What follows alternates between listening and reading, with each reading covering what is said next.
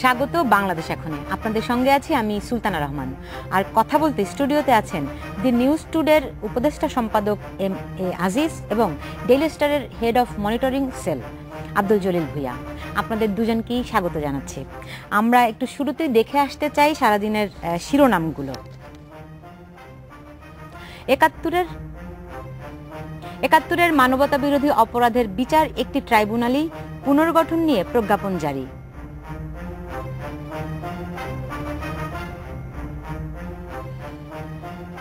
লন্ডনের উদ্দেশ্যে ঢাকা ছাড়লেন বিএনপি চেয়ারপারসন খালেদা জিয়া, দেশে ফিরবেন ঈদের পর।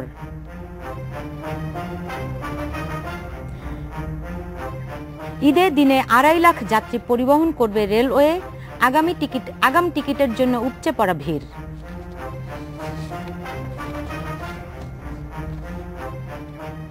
শিরোনামগুলি শুনছিলেন। এছাড়া আমাদের সঙ্গে স্কাইপিতে লন্ডন থেকে যোগ দিবেন মিল্টন রহমান। আমরা একটু কাগজগুলিও দেখতে চাই কি করেছে শিরোনাম। সুখকর হবে না ঈদ যাত্রা, ঈদের নানান রকম রাস্তাঘাট খারাপ আছে, টিকিট পাওয়া নিয়ে বিড়ম্বনা সেগুলো আছে। আরেকটি কাগজ করেছে ইস্যু আসে আন্দোলন হয়, বিএনপি কি পায়। আমরা জানি যে খালেদা জিয়া যাচ্ছেন লন্ডনে, দল পুনর্গঠন নিয়ে সেখানে তার কথা বলার কথা রয়েছে তার ছেলের সঙ্গে। আসলে কি ধরনের দিক নির্দেশনা তিনি পাবেন? তিনি তো দলের শীর্ষ। জনাব এম এ আজিজ। ধন্যবাদ আপনাকে। আসলে বিদেশে অনেক মানুষই যায় আসে, কিন্তু বেগম জিয়া এর আগেও আলোচনা হয়েছিল যে লন্ডনে তিনি যাবেন। তিনি যেহেতু একটি বড় রাজনৈতিক দলের প্রধান, এজন্যই এটা আলোচনা করাটা স্বাভাবিক। তবে ওনার কিন্তু লন্ডনে গেলেন যে উনি মা তারেক রহমান বহুদিন ধরেই দেশে আসতে পারে না, এবং তার ছোট ছেলে প্রয়াত, সে মারা গেছেন, তার ফ্যামিলি বাইরে আছে, তার সাথেও দেখা নাই। স্বাভাবিকভাবেই মা ছেলেদের নাতি এবং আত্মীয় স্বজনের সাথে দেখা করতে যাবেন, এটাই স্বাভাবিক। তিনি গেছেন, কিন্তু যেহেতু তিনি বড় রাজনৈতিক দলের নেত্রী, প্রধান নেত্রী, এই জন্য আমরা উৎসুক যে আসলে ওনাকে আমরা ফলো করছি যে আসলে ওখানে। কারণ হচ্ছে তারেক রহমানও তিনি বিএনপির সিনিয়র ভাইস চেয়ারম্যান, তো সেখানে যেহেতু তিনি পার্টির সিনিয়র ভাইস প্রেসিডেন্ট চেয়ারম্যান, সুতরাং তার সাথে কিন্তু রাজনৈতিক আলোচনা হতেই পারে, এবং যে কোনো দলের এরকম বাইরে যদি থাকে কেউ আলোচনা হতেই পারে।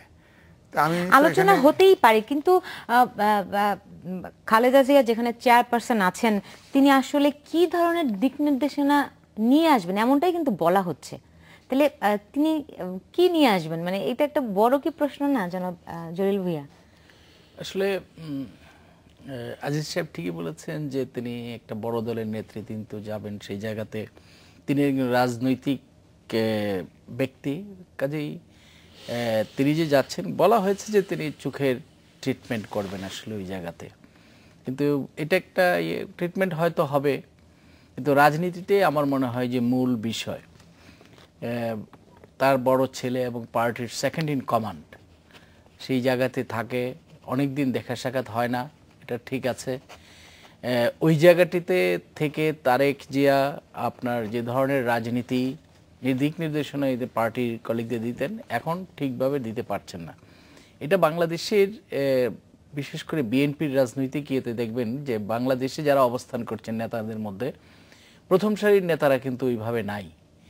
এই পার্টির প্রধান এবং সেকেন্ড ইন কমান্ড তারা সব দেশের বাইরে, ভারপ্রাপ্ত মহাসচিব তিনিও বাইরে, ফলে হয়েছে কি যে পার্টিটা এখন এখানে কিভাবে চলবে সেটা বোঝা যাচ্ছে না।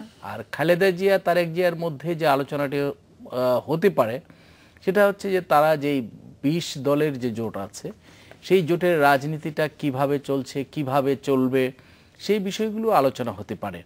বিশেষ করে আপনারা জানেন যে যুদ্ধ অপরাধীদের বিচারকে কেন্দ্র করে জামাতকে নিয়ে যে অনেক কন্ট্রোভার্সি আছে, জামাতকে নিয়ে বিএনপির রুলটা কি, ভূমিকাটা কি হতে পারে, অ্যালায়েন্সটা কিভাবে চলতে পারে, এবং তারেক জিয়া কি ধরনের অ্যালায়েন্সটা চান এবং আগামী দিনের রাজনীতিটা বিএনপির জন্য কি হবে, সেই বিষয়গুলো আলোচনা হতে পারে। তাছাড়াও সেই জায়গাটিতে আলোচনা তো অনেক কিছুই হতে পারে, কিন্তু দেখেন বিএনপির, আপনি জলিল ভাইয়া যেমনটা বলছিলেন যে বিএনপির সিনিয়র নেতাদের অধিকাংশই এখন নাই, খালেদা জিয়া যাচ্ছেন লন্ডনে, তো আসলে এখানে এখন ঢাকায় দল পরিচালনা কে করবেন, কিভাবে করবেন, কাকে দায়িত্ব দিয়েছেন, সেই বিষয়গুলি কি স্পষ্ট? না, অন্তত আমার কাছে স্পষ্ট না। কারণ হচ্ছে বিএনপি প্রধান চেয়ারপারসন যখন যাচ্ছে, স্বাভাবিকভাবে আমরা যেভাবে অভ্যস্ত যে একজন ভারপ্রাপ্ত বা অন্তর্বর্তীকালীন দায়িত্ব কাউকে দেয়া হয়, সেটা কিন্তু আমরা কিন্তু পরিষ্কার হইনি। তো এটা আমি দেখছি প্রধানমন্ত্রী যখন চলে যান, অর্থাৎ আওয়ামী লীগের প্রধানও চলে যান, তখনও এই দায়িত্বটা কিন্তু দেওয়া হয় না। দুই পার্টি একই রকম। যেমন বলা হচ্ছে যে এখন আপনার গ্লোবালাইজেশনের যুগ, ইন্টারনেট, মোবাইল, সুতরাং যোগাযোগের কোনো সমস্যা নাই। এই কারণেই হয়তো তাদের পক্ষের যুক্তি, যেটা দায়িত্বের প্রশ্ন, তিনি ওখান থেকেই হয়তো পার্টি আপনার যা করার কর্মসূচি বলেন আর যাই বলেন, প্রোগ্রাম তৈরি করা বলেন, পার্টি পরিচালনা বলেন, সেটা ওখান থেকেই হয়তো করতে পারবে। সেই কারণেই তবুও আমি ব্যক্তিগতভাবে মনে করি যে বৃহৎ রাজনৈতিক দল আওয়ামী লীগ, বিএনপি, সেখানে সম্পূর্ণ এক ব্যক্তি পার্টি পরিচালনা করবে গণতন্ত্র অর্থাৎ পার্লামেন্টারি ডেমোক্রেসিতে, এটা আমার কাছে, আমি অন্তত ব্যক্তিগতভাবে অ্যাকসেপ্ট করি না। এবং দুই পার্টি এই প্র্যাকটিসটা করে। হ্যাঁ, আমি মনে করি যে পার্লামেন্টারি ডেমোক্রেসিতে যেমন বিরোধী দল এবং সরকারি দল উভয়ই গুরুত্বপূর্ণ, ঠিক আপনার পার্টির দায়িত্বে কিন্তু আপনার পার্টির ভিতরে যে ডেমোক্রেসি দরকার, সরকারি দলই হোক, বেসরকারি দলই হোক, অথবা যে কোনো দলই হোক, কিন্তু দুর্ভাগ্য বশত আমাদের দেশে সেই পার্টির ভিতরে ডেমোক্রেসিটা কিন্তু আমরা দেখতে পাই না। সেটা কি দেখার আসলে কখনো কোনো সুযোগ আছে অদূর ভবিষ্যতে?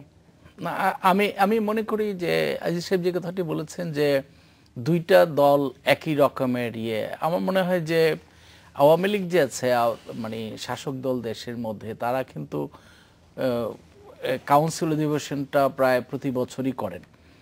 এবং তাদের কিছুদিন আগেও যে একটা রিপোর্ট আছে যে 71টা তাদের সাংগঠনিক ডিস্ট্রিক্টের মধ্যে তারা প্রায় 63টা ডিস্ট্রিক্টের কিন্তু সম্মেলন করে ফেলেছে।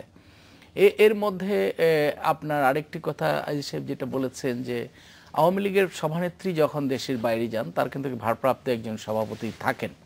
তাছাড়াও দেশের না আছে সাজেদা চৌধুরী, আগেও যে গেছে সাজেদা চৌধুরী, না এখনো আছে, এখন আছে। তো খালেদা জিয়া যে গেছে বিএনপির, উনি কাউকে রেখেছে। একটা আমি অনলাইনে দেখলাম যে উনি মানে মৌখিকভাবে দায়িত্ব দিয়ে গেছেন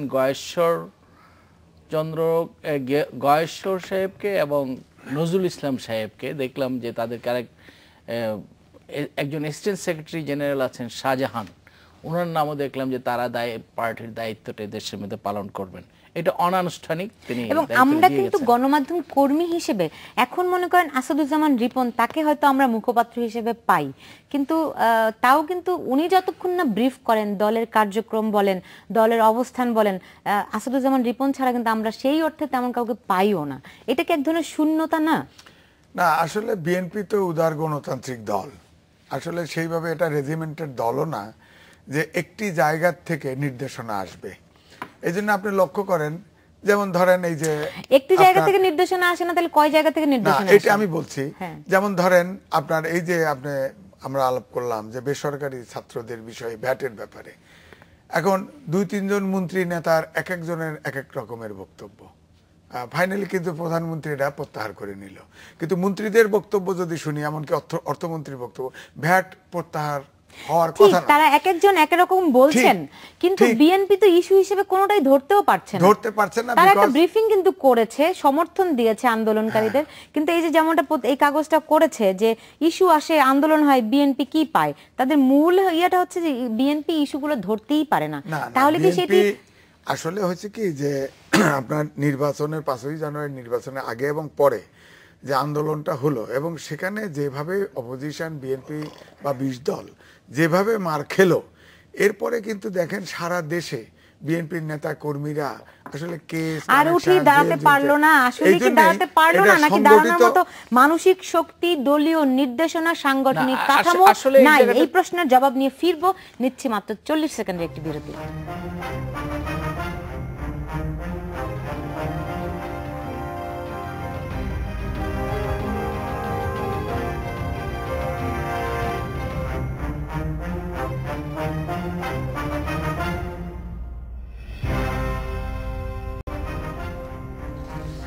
বিরতির পর ফিরে এলাম, দেখছেন বাংলাদেশ এখন।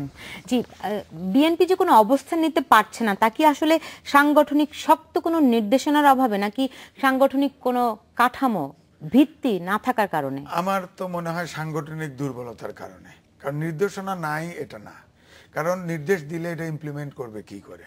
কারণ দেখেন একটা গ্রাম লেভেল পর্যন্ত যত নেতাকর্মী আছে সবার বিরুদ্ধে কেস এবং অধিকাংশ পলাতক জেলে। সুতরাং এখন নির্দেশনা, সর্বশেষ নির্দেশনা কি এসছে বলেন তো একটু?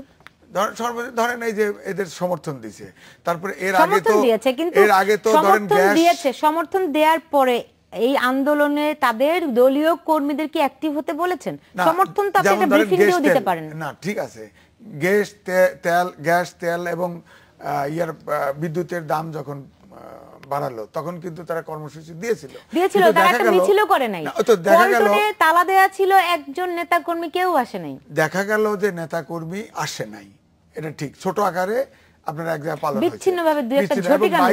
বাইরে যখন মিটিং টিটিং বের হয়েছে তখন পুলিশ বেরোতে দেয় নাই। এখানে কেউ এসে সাহস পায় না, কারণ সবার বিরুদ্ধে কেস, গেলেই যদি ধরে এই আতঙ্কে, অর্থাৎ বিরোধী দল 20 দলের ভিতরে যে আতঙ্ক কাজ করছে, কারণ একটা যুক্তিসঙ্গত কারণে, কারণ প্রত্যেকের বিরুদ্ধে কেস। কারণ আপনি দেখেন তখন যে একটা বোমা মারলে 5 জন বোমা মারার আসামি, 10 জন হুকুমের আসামি, আর 500 জন হলো অজ্ঞাতনামা। সেই অজ্ঞাতনামার ভিতরে তো আপনি আমি সবাই পড়ি, ইচ্ছে করলে পুলিশ যাকে অজ্ঞাতনামা মনে করবে। সেই ফখরুলের বিরুদ্ধে বোধহয় 79টার মতো, মানে কম বেশি হতে পারে এরকম মামলা আছে। এই যে মামলা, হামলা, অনেক রকম অভিযোগ কিন্তু বিএনপির পক্ষ থেকে আছে। এখন এক ধরনের শূন্যতা কিন্তু আছে আওয়ামী লীগ একাই। এইটা কি আওয়ামী লীগের জন্য সবচেয়ে বেশি ক্ষতিকর দিক না? না, আমি আওয়ামী লীগ বিএনপি ওইভাবে না দেখে আমি জিনিসটাকে যদি এইভাবে দেখি যে বিএনপি যে সহিংস রাজনীতিটা করেছে, যে দেশের মধ্যে যে জ্বালাও পোড়াও যে রাজনীতিটা করেছে, সেই রাজনীতি একটা গণতান্ত্রিক দেশে, একটি সভ্য সমাজের মধ্যে যে রাজনীতিটা হয়েছে একটা স্বাধীন দেশে, সেই রাজনীতিটা কাম্য ছিল না। এই সহিংসতার কারণেই কিন্তু আজকে এই যে বিএনপি নেতা কর্মীদের বিরুদ্ধে যে মামলাগুলো আছে, সেই মামলাগুলো কিন্তু আসলে এই সহিংস রাজনীতির কারণে। এবং একটা আস্থার যে অভাব এই রাষ্ট্রে যারা পরিচালনা করে তাদের সাথে, এবং বিশেষ করে বিএনপি এবং জামাত, কারণ তারা যে কোনো ধরনের আন্দোলন করলে তারা সহিংস হয়ে যেতে পারে, এই আশঙ্কায় অনেক ক্ষেত্রেই দেখা যায়। বিএনপি ছাড়াও এরকম সহিংসতা আমরা আসলে আগেও বিএনপির রাজনীতির বাইরেও আওয়ামী লীগের রাজনীতির ক্ষেত্রে সহিংসতা বাংলাদেশের ইতিহাসে এই ধরনের সহিংস রাজনীতি হয় নাই। আপনি যদি দেখেন যে আপনার যে ধরনের রাজনীতি হয়েছে, রেলে পুড়িয়ে ফেলেছে, আপনার বাসের ভিতরে আগুন মেরেছে, যেখানে কোনো রাজনৈতিক দলের কোনো কর্মসূচি ছিল না, কিছুই ছিল না, এই ধরনের রাজনীতিটা হয়েছে। ফলে এই রাজনীতির কারণেই কিন্তু আপনার আজকের এই মামলাগুলো আছে। তারপরেও আমি বলবো যে রাজনীতিবিদদের আরও একটু সহনশীলতা, যেটা টলারেন্সটা আরও একটু শো করা দরকার উভয় পক্ষের, সরকারি এবং বিরোধী দলে যারা আছেন তাদের। কিন্তু আমাদের এই যে পলিটিক্যাল কালচারটা, সেই কালচারের মধ্যে এটা ডেভেলপ করে নাই, ফলে আজকে আমাদের রাজনীতি সেভাবে দাঁড়াতে পারছে না। তারপরে আমি বলবো যে আগামী দিনে যে নির্বাচন হবে, আগামী যে রাজনীতিটা হবে, সেই রাজনীতিটা হবে অহিংস রাজনীতি। যে কথাটি আজিজ সাহেব বলেছেন যে আমাদের যে ছাত্ররা, আপনি এই জায়গাটাতে কিন্তু অনেক কিছু শেখার আমাদের আছে। যে দেখেন একটা অহিংস একটা রাজনীতি হয়ে, অহিংস একটা আন্দোলন হয়ে গেল, সেই আন্দোলন ফলে কিন্তু ছাত্ররা সফল হলো। তা আমরা এই একটা স্বাধীন দেশের মধ্যে এই ধরনের একটা রাজনীতি, একটা অহিংস আন্দোলন আমরা চাই। এটা আমাদের গণতন্ত্রকে এগিয়ে নিয়ে যাবে, আমাদের জাতিকে এগিয়ে নিয়ে যাবে। বিএনপির এরকম শান্তিপূর্ণ আন্দোলন সংগ্রামের তো আসলে আপাতত আমি কিন্তু সাংগঠনিক তাদের যে দুর্বলতা যে জায়গায় পৌঁছেছে তাতে আমি অবশ্য দেখছি না। তারা যদি পুনর্গঠন করতে পারে সেটা হয়, পারবে। পুনর্গঠন করার লক্ষণও কি আছে? না, পুনর্গঠন তো হচ্ছে, চেষ্টা হচ্ছে এবং বিভিন্ন জায়গায় তো আপনার সংগঠন গড়ে উঠছে।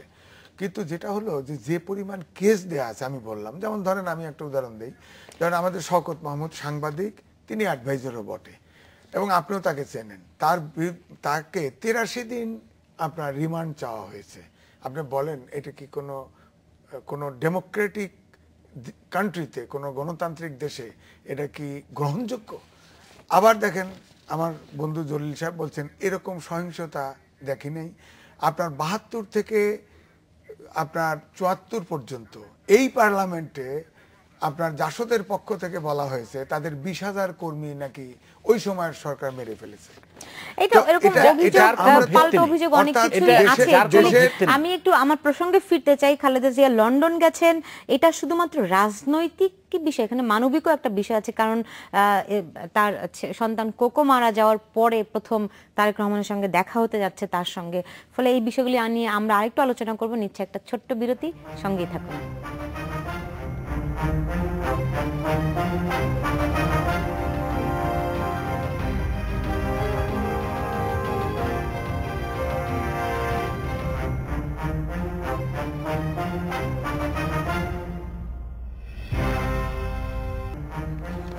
বিরতির পর ফিরে এলাম, দেখছেন বাংলাদেশ এখন।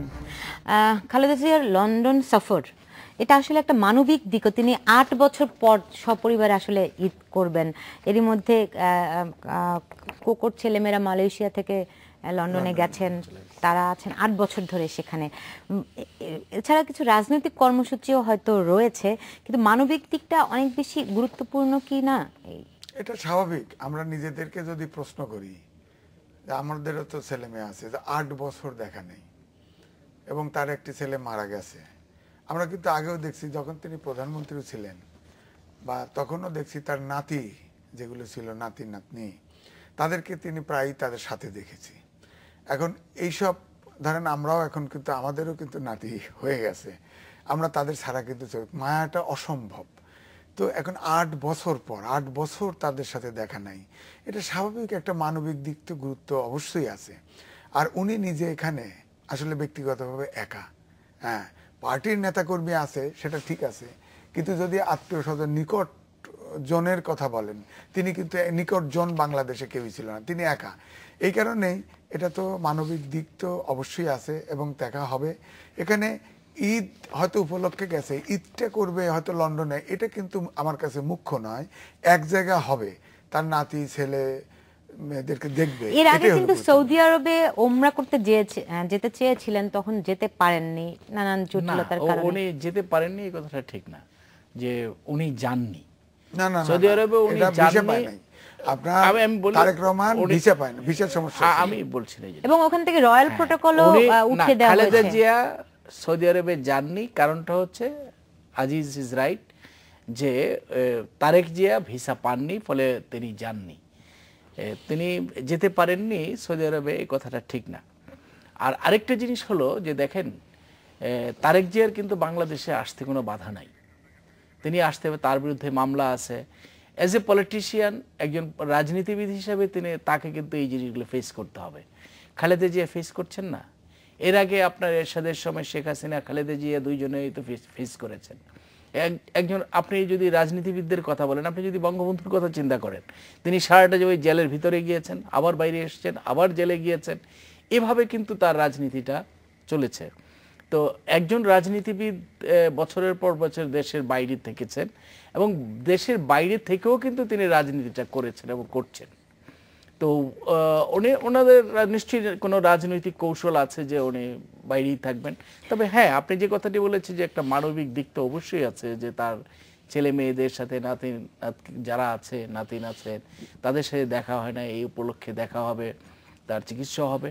এবং রাজনীতিটা কিভাবে চলবে বিএনপির, আমি যে কথাটা প্রথম বলেছিলাম, যে বিএনপি এবং তার অ্যালায়েন্সের রাজনীতিটা কিভাবে চলবে, সেই কৌশলটা আজকে সেরকম কৌশল নিয়ে আসলেই কোনো আলাপ আলোচনা হবে কিনা, খালেদা জিয়া লন্ডনে তেমন কোনো রাজনৈতিক কর্মসূচি আছে কিনা, এই বিষয়গুলো একটু জানতে যেতে চাই লন্ডনে। সেখানে আমাদের সঙ্গে স্কাইপিতে যোগ দিচ্ছেন সহকর্মী মিল্টন রহমান। মিল্টন, আপনাকে স্বাগত জানাচ্ছি। আপনি যদি একটু আমাদেরকে জানাতেন যে খালেদা জিয়া এরই মধ্যে রওনা হয়ে গেছেন, তার কি কি কর্মসূচি আসলে লন্ডনে রয়েছে? আপনাকে অনেক ধন্যবাদ। অ্যাকচুয়ালি বিএনপির চেয়ারপারসন বেগম খালেদা জিয়া আদৌ আসবেন কিনা লন্ডনে, সেটা নিয়ে একটা ধূম্রজাল কিন্তু সৃষ্টি হয়েছিল, কারণ ওনার এরই মধ্যে 2 দফায় ওনার লন্ডনে আসাটা বাতিল হয়েছিল। যাই হোক, যখনই উনি আকাশযানে চেপে বসেছেন, তখনই লন্ডনে সবার মধ্যে এই সংবাদ পৌঁছে গেছে যে বেগম জিয়া আসছেন লন্ডনে। উনি আগামীকাল ভোর লন্ডন সময় সকাল 7টায় তিনি হিথ্রো এয়ারপোর্টের 3 নম্বর আপনার টার্মিনালে এসে পৌঁছবেন। সেখানে ওনাকে বিএনপি যুক্তরাজ্য বিএনপির নেতাকর্মীরা ওনাকে সংবর্ধনা দিবেন এবং ওনাকে স্বাগত জানাবেন। একই সাথে সেইখানে আমরা যুক্তরাজ্য আওয়ামী লীগের পক্ষ থেকে আমাদেরকে জানিয়েছেন যে ওনাদেরও একটা প্রতিবাদ সমাবেশ আছে, সেখানে ডেমনস্ট্রেশন করবেন ওনারা বেগম জিয়ার লন্ডন আসার প্রতিবাদে। আর আমরা যতটুকু জানি, যতটুকু যুক্তরাজ্য বিএনপির কাছ থেকে আমরা পেয়েছি তথ্য, সে মতে বেগম জিয়া মূলত আসছেন লন্ডনে পরিবারের সাথে ঈদ উদযাপন করতে, এবং এরপরে ঈদের দিনে হয়তো এখানে যুক্তরাজ্য বিএনপির যে নেতা কর্মীরা আছেন তাদের সাথে শুভেচ্ছা বিনিময় করবেন তিনি। আর এরপরে দলের সিনিয়র ভাইস চেয়ারম্যান তারেক রহমানের সাথে দলের আগামী করণীয় নিয়ে উনি হয়তো পরামর্শ করবেন, সেরকম আভাস আমরা পেয়েছি। এবং এরপরে আপনার এখানে যুক্তরাজ্য বিএনপি ওনার চিকিৎসা শেষে, উনি এখানে এসে চিকিৎসাও নেবেন, চিকিৎসা শেষে ওনার এখানে একটা সমাবেশ হতে পারে, সেটা এখনো নিশ্চিত নয়, কিন্তু যুক্তরাজ্য বিএনপি থেকে বলা হয়েছে যে এটা সম্ভাবনা আছে এই ধরনের একটা সমাবেশ হওয়ার এখানে কর্মসূচি। মিল্টন, খালেদা জিয়া এইবার লন্ডন যাচ্ছেন যখন তিনি সরকার প্রধান নন, বিরোধী দলীয় নেতা নন, একেবারেই একটি রাজনৈতিক দলের নেত্রী হিসেবেই যাচ্ছেন আপনি বলতে পারেন। সেক্ষেত্রে তার কিন্তু যেরকম রাজনৈতিক অবস্থান আগে তিনি অবস্থান নিয়ে গিয়েছিলেন, সেই অবস্থানটা কিন্তু এখন থাকছে না। ফলে তার এই যাত্রা নিয়ে কূটনৈতিক অঙ্গনে কোনো রকম কোনো আলাপ আলোচনা এরকম কোনো কিছু আছে কিনা? না, কূটনৈতিক অঙ্গনে ওইভাবে কোনো সরব কোনো আলোচনা হচ্ছে বা ওইরকম কোনো উদ্যোগ আছে সেটা আমাদের জানা নেই। এবং তিনি যে আসবেন হিথ্রো এয়ারপোর্টে, উনি ভিআইপি প্রটোকল পাবেন কি পাবেন না সে বিষয়েও কিন্তু এখনো নিশ্চিত না আমরা। কিন্তু বিএনপির একজন নেতা, যুক্তরাজ্য বিএনপির সাধারণ সম্পাদক, তিনি আমাদেরকে জানিয়েছেন যে তিনি ভিআইপি টার্মিনাল দিয়েই আসবেন, বেরোবেন। তো সেই হিসাবে আমরা ধরে নিতে পারি যে তিনি ভিআইপি মর্যাদা পাচ্ছেন, কিন্তু সেই বিষয়টা আমরা এখনো নিশ্চিত নই। আমরা জানি, মানে পুরোপুরি খবর পাইনি যে উনি সেই মর্যাদাটা পাচ্ছেন কিনা। আর যেটা বলেছেন যে উনি এই বিরোধী দলে থাকা অবস্থায় কিংবা সরকারে না থাকা অবস্থায় কিন্তু 2011 সালে উনি এসেছিলেন লন্ডনে তারেক রহমানকে দেখতে, যখন উনি এখানে চিকিৎসা নিচ্ছিলেন। তো তখনও উনি স্বাভাবিকভাবেই এসেছিলেন, সেখানে তেমন কোনো ভিআইপি প্রটোকল তখনও ছিল না। এবং সেই সময় এখানে আপনাদের অবগতির জন্য বলতে চাই যে তখনও এখানে বিএনপি এবং আওয়ামী লীগের মধ্যে কিন্তু একটা সংঘর্ষ হয়েছিল ছোটখাটো, সেখানে বিএনপির কর্মীও অ্যারেস্ট হয়েছিল। এবার আমরা মিল্টন, আপনি বলছেন যে এই খালেদা জিয়ার লন্ডন যাচ্ছেন, সেই জন্য সেখানকার স্থানীয় আওয়ামী লীগ প্রতিবাদ কর্মসূচি করবে, কারণটা কি? প্রতিবাদ কর্মসূচি হচ্ছে 5 জানুয়ারির পর থেকে যে জ্বালাপোড়া আন্দোলন হয়েছে এবং মানুষ হত্যা হয়েছে তার প্রতিবাদে। প্রতিবাদ কর্মসূচি হচ্ছে 5 জানুয়ারির পর থেকে যে জ্বালাপোড়া আন্দোলন হয়েছে এবং মানুষ হত্যা হয়েছে তার প্রতিবাদে তারা এই ডেমনস্ট্রেশনটা করবে বলে তারা আমাদেরকে জানিয়েছেন। জি মিল্টন, আপনাকে অনেক ধন্যবাদ আপনাদের সঙ্গে যোগ দেওয়ার জন্য। নিশ্চয়ই আপনার কাছ থেকে পরবর্তীতে আমরা এই সফর সম্পর্কে আরো বিস্তারিত কিছু জানতে পারবো। আপনাকে অনেক ধন্যবাদ। আর এরই সঙ্গে নিচ্ছে একটা ছোট্ট বিরতি, সঙ্গেই থাকুন।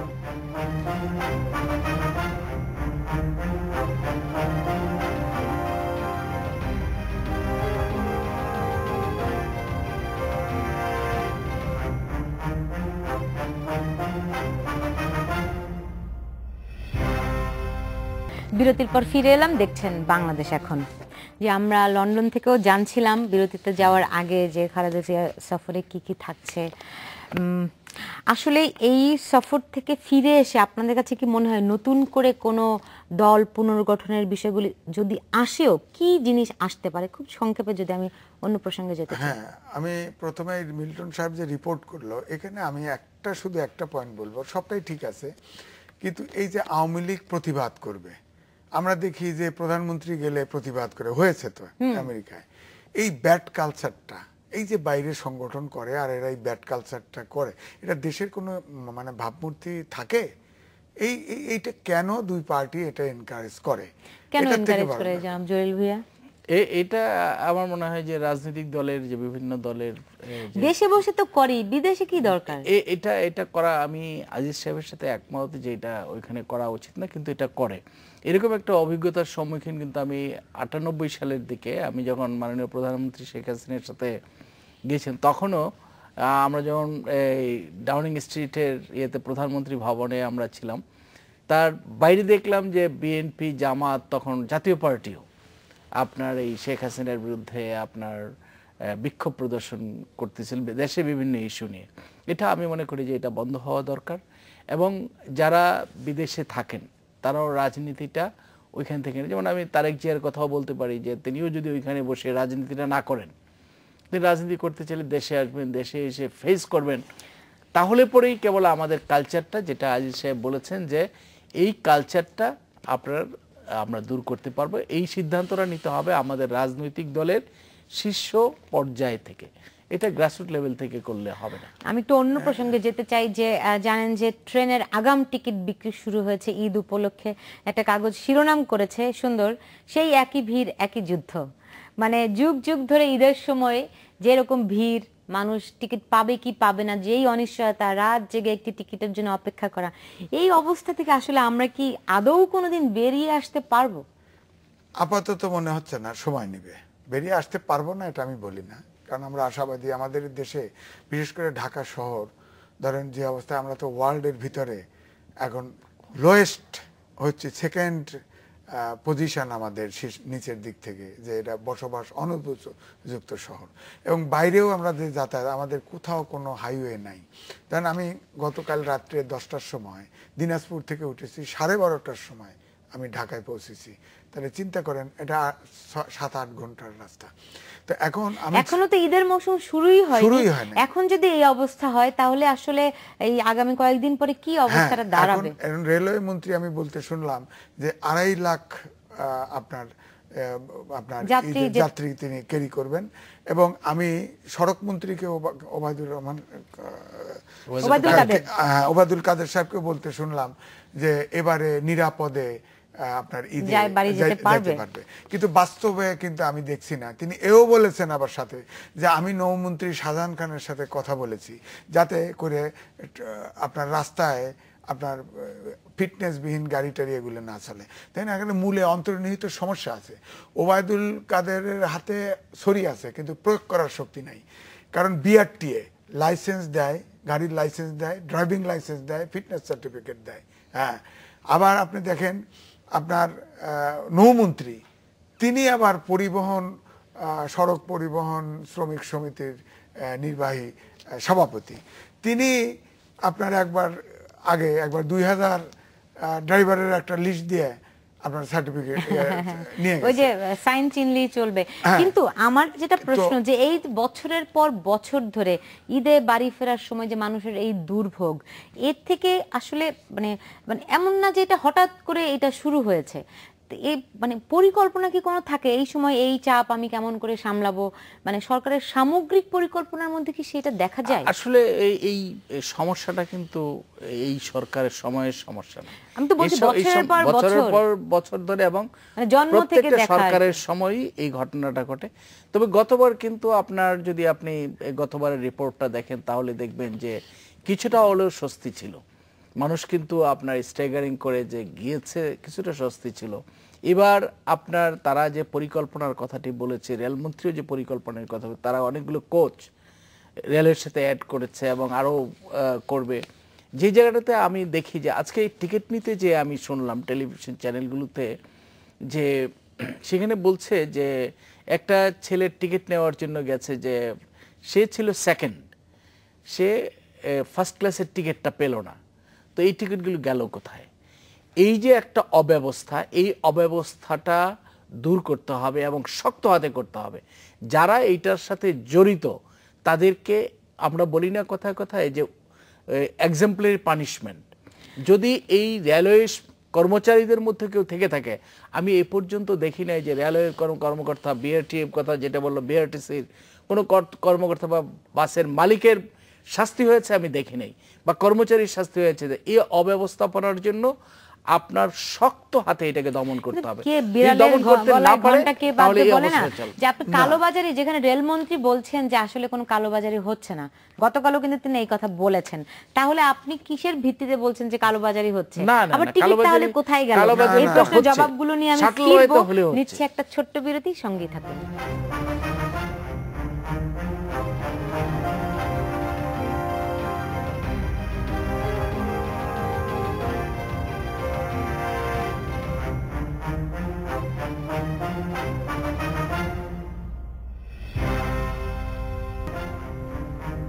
বিরতির পর ফিরে এলাম, দেখছেন বাংলাদেশ এখন। ঈদে ঘরমুখী মানুষদের টিকিট প্রাপ্তি নিয়ে আমরা আসলে কথা বলছিলাম, যে আসলে মনে করেন এই 1.5 কোটি মানুষ ঢাকা শহরে থাকে এবং প্রায় ফাঁকা হয়ে যায় এই সময়টাতে ঢাকা। সবাই একটা টিকিটের জন্য যেই পরিমাণ কষ্ট তারা করে, এবং প্রত্যেক বছরেরই একই চিত্র। এই থেকে একটা মানে একটা দীর্ঘমেয়াদী একটা পরিকল্পনা, যে আমার এই বছরের এই সময়টাতে এই পরিমাণ চাপ থাকে, আমি এই ধরনের পরিকল্পনা নিলে সেই সমস্যাগুলির সমাধান করতে পারি। এরকম কখনো কোনো চিন্তা ভাবনা কি কারোর মধ্যে, সরকারের মধ্যে দেখেছেন? দেখেন, হয়তো চিন্তা থাকে না আমি তা বলবো না, তবে আমার মনে হয় যে দেশে তো মানুষ, যে সরকারগুলি আসে তাদের তো ক্ষমতায় থাকা বা বিরোধী দল ক্ষমতায় যাওয়া এটা প্রধান। এখন ধরেন এই দেশে ঢাকা শহরে 1.5 কোটি লোক থাকে, রেলওয়ে ক্যারি করবে মাত্র 2.5 লাখ, কিন্তু ঢাকার থেকে বেরিয়ে যাবে, আমার যদিও স্ট্যাটিস্টিক্স নাই তবুও তো আমরা বলতে পারি কমপক্ষে 50 থেকে 60 লাখ লোক কিন্তু বেরিয়ে যাবে এবং আবার আসবে। তো এই 60 লাখ লোক এরা কিন্তু মূলত নির্ভর করবে আপনার কিছু আপনার লঞ্চ, আর অধিকাংশ রোগী কিন্তু রাস্তাপথে। এখন রাস্তার তো ধারণ ক্ষমতা লাগবে, আমাদের অধিকাংশ এখন ধরেন 4 লেন অধিকাংশ জায়গায় চিটাগাঙে হয়েছে, আর তো সব জায়গায় আপনার চাপা, এটা হাইওয়েও না। তো এখন এই রাস্তার যদি ধারণ ক্ষমতা না থাকে, আপনার এখানে বাস যতই বাড়ান না কেন যানজট আরো বাড়বে। তো সুতরাং এত লোক একই সময়ে যখন ঢাকার থেকে যাচ্ছে, তার জন্য যে ইনফ্রাস্ট্রাকচার অর্থাৎ রাস্তা যে বড় দরকার, সেই ব্যবস্থাটা কিন্তু আমাদের বাংলাদেশে নাই। কিছু কিছু ক্ষেত্রে কিন্তু 4 লেন করার যে উদ্যোগ নেওয়া হয়েছে, যে সেগুলি কিন্তু আমরা দেখছি অনেক ধীর গতি, যে মনে করেন 6 বছর হয়ে গেছে কোন কোন 4 লেনের অবস্থা এখন শেষ হয়নি। আপনার জিনিসটা হচ্ছে কি, যে সরকারের যে প্ল্যান নাই তা না, তাদের একটা মানে প্ল্যান আছে, পরিকল্পনা আছে। যেমন ধরুন ঢাকা ময়মনসিংহ হাইওয়েটাকে তারা কমপ্লিট করার চেষ্টা করছে, ঢাকা চিটাগাং রেলওয়ে যেটা ইমপ্রুভ করার চেষ্টা করছে, তারপরে কোথাও কোথাও 8 লেন করার চেষ্টা করছে। নোয়াখালীতে আপনারা দেখবেন যে ও একটা মানে ফ্লাইওভার করে কিভাবে যানজটটাকে কমানো যায়, সরকারের একটা পরিকল্পনা আছে, তার একটা চেষ্টা আছে যে তারা করছে। কিন্তু যেই জায়গাটাতে আমি আগেও বললাম এখনও বলি, যে ব্যবস্থাটা একটা যে ম্যানেজমেন্টটা যদি ঠিক মতো না হয়, আপনার এই যে দেখবে, আপনি যদি খেয়াল করবেন যে রেলওয়ের যে অবস্থাটি আছে, একটা রেল ট্রেনও আপনার টাইমলি ছাড়তে পারে না, টাইমলি পৌঁছতে পারে না। কারণটা কি? কারণটা হচ্ছে অব্যবস্থাপনা, রেলওয়ে কর্মচারীদের মধ্যে দুর্নীতি। আপনি যদি রেলওয়েতে যান, আপনি দেখবেন কোথাও যদি আপনি যেতে চান, আপনি যদি চিটাগাংও যেতে চান, আপনি যে কোনো লোক রেলওয়ের ভিতরে ঢুকে যাচ্ছে, আপনার হকাররা ঢুকে যাচ্ছে। এই যে একটা অব্যবস্থা আছে, কি রেলের মধ্যে কি যাচ্ছে, সময়টা কখন তারা মেনটেন করতে, এবং এটা গুরুত্বই দিচ্ছে না। যতক্ষণ পর্যন্ত এটা গুরুত্ব না দেবে, এবং আমি যে কথাটি বলছিলাম যে শক্ত হাতে, এই শক্ত হাতে যদি এটাকে ম্যানেজ করা না যায় এবং অ্যাকশন নেওয়া না যায়, অ্যাকশন নিয়ে সাস্টেন করা না যায়, তাহলে পরে এটা কখনোই দূর হবে না। এবং এই যে আমাদের দেশের মধ্যে আপনার যাত্রী সাধারণের যে দুর্ভোগ, সেই দুর্ভোগটা শুধু ঈদ আসলে হবে না, পূজা পার্বণ আসলে হবে না, এটাকে সব সময়ের জন্য একটা পরিকল্পনা থাকতে হবে, যেটা আমাদের মধ্যে নাই। মানে চেষ্টা ব্যক্তিগতভাবে করলে হবে না। শক্ত হাতে এই ডিসিপ্লিনটা রেস্টোর করতে হবে, এবং আমিও একমত। তবে শক্ত হাতে ডিসিপ্লিন রেস্টোর করা এই গভর্নমেন্টের এই স্ট্রাকচারে সম্ভব নয়। কেন? কারণ আপনার সড়ক মন্ত্রীর আন্ডারে হচ্ছে বিআরটিএ এবং রোডস অ্যান্ড হাইওয়ে, অর্থাৎ সড়ক মেরামত, সড়ক তৈরির দায়িত্ব আপনার সড়ক মন্ত্রীর, এবং লাইসেন্স ড্রাইভারের এবং বাসের লাইসেন্স দেওয়ার দায়িত্ব তার। সেখানে সে নিয়ন্ত্রণ করতে পারছে না, বা রাস্তাও ঠিক মতো মেরামত করতে পারছে না। দ্বিতীয়ত, এখন ড্রাইভিং লাইসেন্স কি সড়ক মন্ত্রীকে দিবে তাহলে? না তা বলছি না, বলছি যে বিআরটিএ দেয় তার আন্ডারে, তার মিনিস্ট্রি আন্ডারে। দ্বিতীয়ত আপনি দেখেন ড্রাইভার, বাস এবং এই যে আপনার রুট পারমিট ছাড়া যে বাস, যোগাযোগ মন্ত্রণালয়, এটা হলো নৌমন্ত্রীর না, এটা যোগাযোগ মন্ত্রণালয় আন্ডারে, এটা পরিবহন মালিক সমিতির প্রেসিডেন্ট হওয়ার পরে পুরোটা নিয়ন্ত্রণ করে, কন্ট্রোল করে হলো নৌমন্ত্রী। এখন নৌমন্ত্রীকে তো উনি আগে সড়ক মন্ত্রী, আগে নৌমন্ত্রীকে আগে ঠিক করতে হবে, সেটা কি সম্ভব? যতক্ষণ তাকে ঠিক না করতে পারে, ততক্ষণ না পারবে, ততক্ষণ তো রাস্তায়। বিষয়টা কি শুধু এরকমই সাধারণ না? জিনিসটা অত সাধারণ না, কিন্তু এটা আংশিক হলেও সত্যি যে একজন মন্ত্রী যিনি রাষ্ট্র পরিচালনার দায়িত্বে আছেন, একটা মন্ত্রণালয় চালানোর দায়িত্ব, তিনি আবার শ্রমিকদেরও নেতা।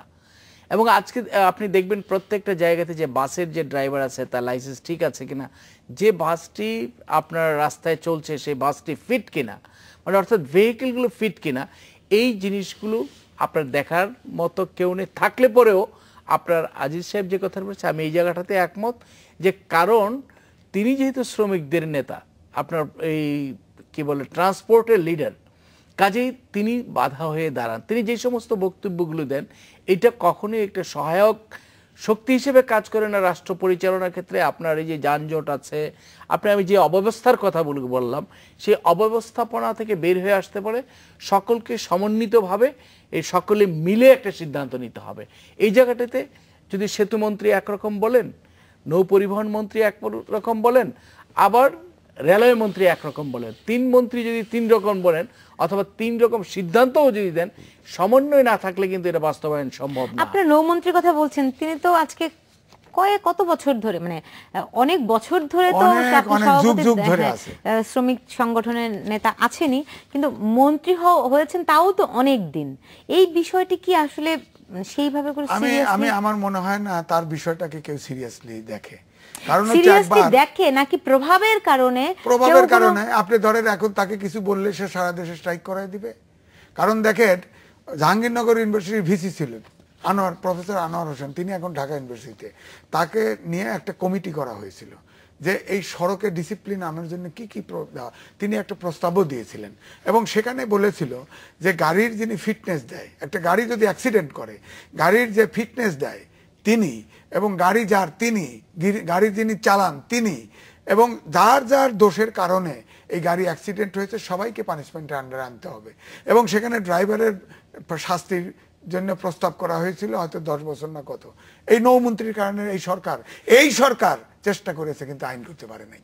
এবং আপনি জানেন তো কিছুদিন আগেও আইনটাকে কমায় আনা হয়েছে। আর এই দায় দায়িত্বগুলি আসলে সরকার তো এড়িয়ে যেতে পারে না।